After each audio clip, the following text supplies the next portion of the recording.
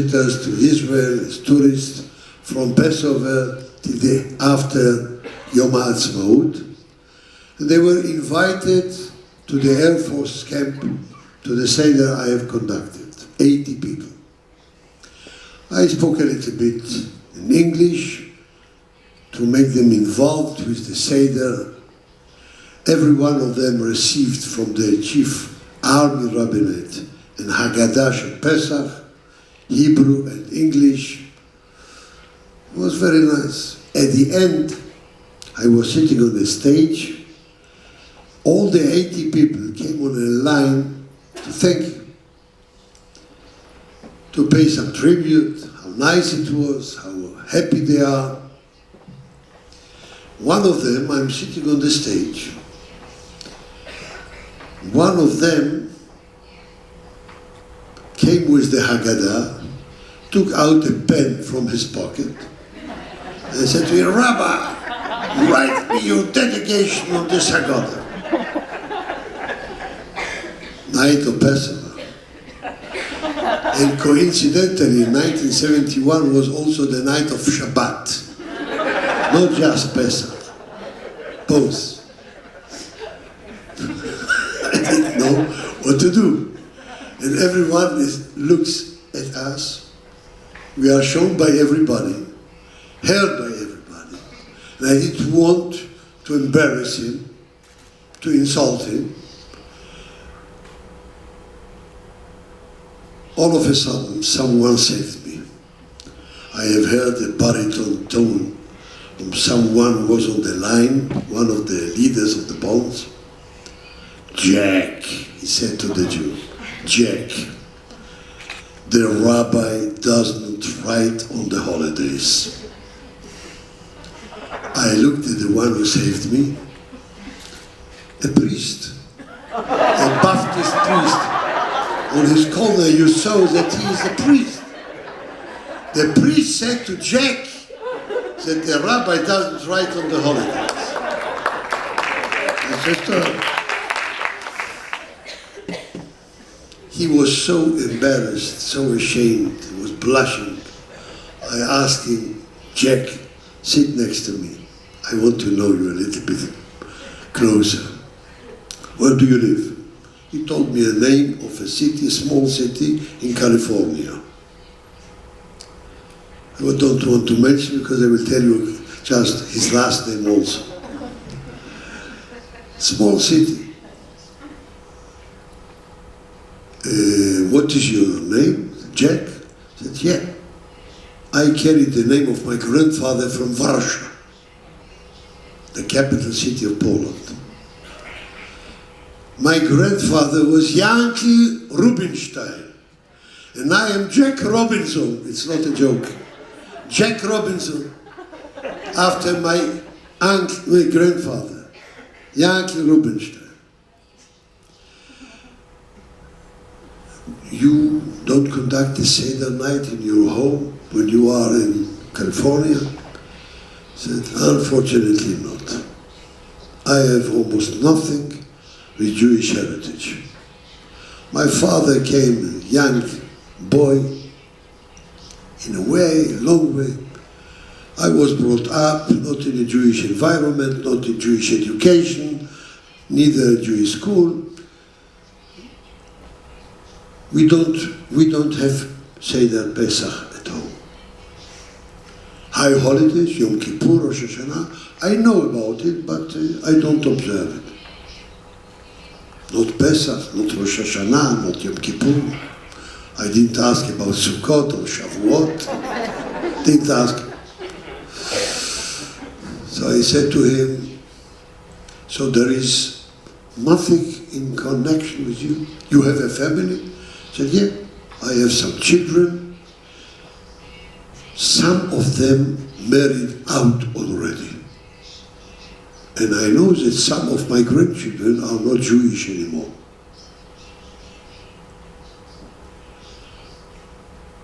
Then he continued, "But there is one thing that I insist on, one evening, that all my children and grandchildren come to my home in this place from all over the United States.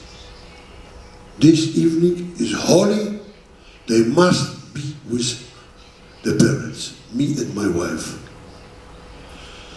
This is the night of the first candle of Chanukah. I said, how do you know when it is?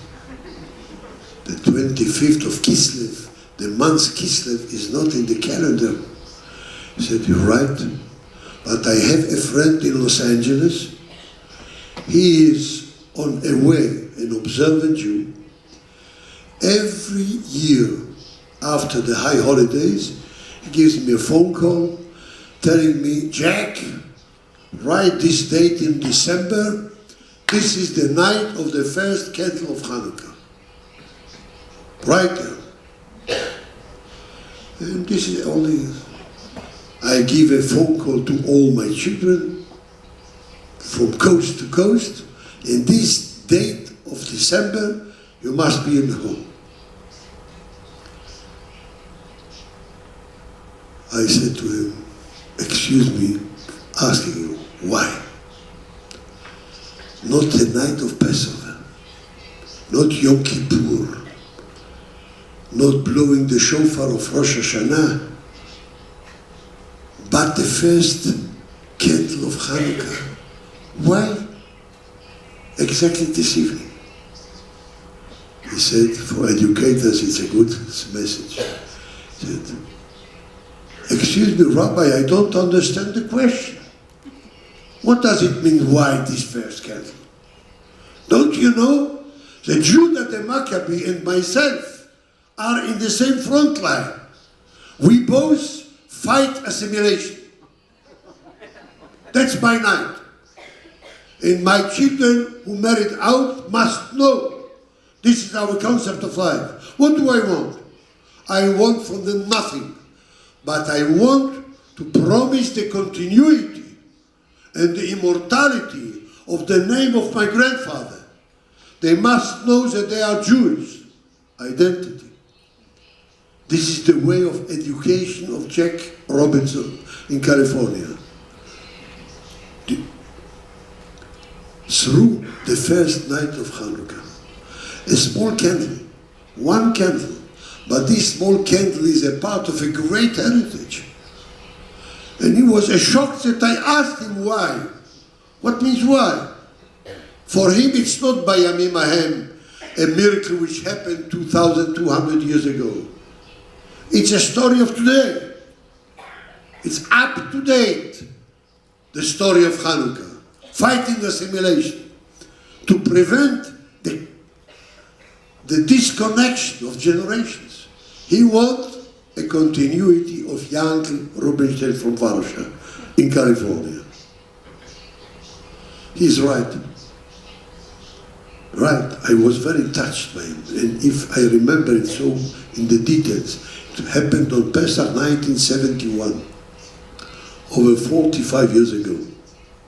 And I can never forget the lesson I have got from Jack Robinson. It's a great lesson, more than many books. Me and Judah the Maccabee are on the same front line. We fight together assimilation. This is Chanukah. To you educators who came to this conference in Yad Vashem, I don't have to tell you, Chanukah is from the root of chinuch. The word Chanukah, beginning the temple, beginning the altar. Chanukah and chinuch, which means education, come from the same root in Hebrew. The festival of chinuch is Chanukah. That's why you are gathered here in Chanukah, especially in Yad Vashem, because this is the yontif of chinuch. The festival of Jewish education, Jewish identity.